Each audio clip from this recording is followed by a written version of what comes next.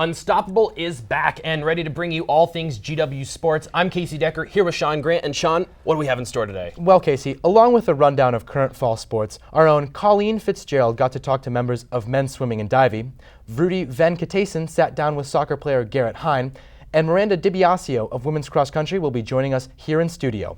All of this on Unstoppable.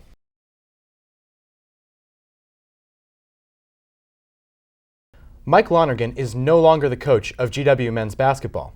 On September 17th, University Provost Forrest Maltzman announced Lonergan's removal in an email sent through the InfoMail system.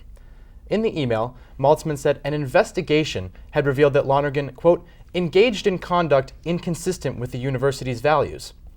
This announcement came 2 months after the Washington Post published a story about Lonergan's, quote, verbal and emotional abuse of his players. You know, another team that has really had some momentum is women's soccer. The women's team started off the season on fire, winning their first 6 games in a row. One of those 6 wins came against then 17th ranked Arkansas.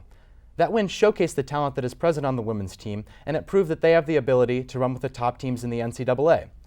After the first 6 wins, however, the team went on to lose the next 3 games against the likes of Liberty University, 18th ranked Georgetown, and Towson. Despite the losses, though, the team has never let up more than 2 goals in a game, and they have only failed to score in 3 of their first 9 games. Now, moving on to women's volleyball, where the women have not played well in their recent stretch of games. Before winning their last game against George Mason 3-2, they have dropped their previous 7 matches, leading to a 7-14 record overall and a 1-6 record in conference. One of the most difficult losses during that stretch came against VCU, where the Colonials lost 3-0 on October 9th.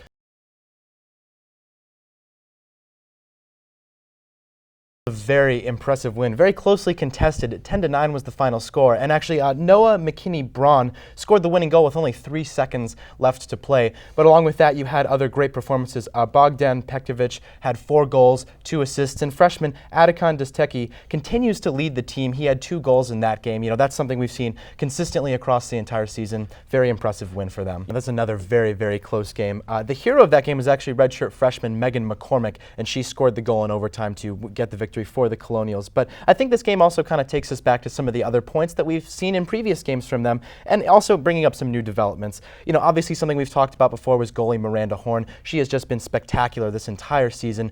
You know, has a handful of shutouts to her name already. The VCU game, just another example of that. You know, coupling that with a strong defense, they've just been playing very well. See, what was really interesting for me about this process, you know, so far, when you try and sort through some of the unanswered questions, is they haven't announced an interim coach yet. You know, I thought maybe the quickest response would have been to name Haj Turner, the assistant coach, as the interim head coach, but the university just hasn't done that yet. So I don't know what that really indicates, you know, so far for the team.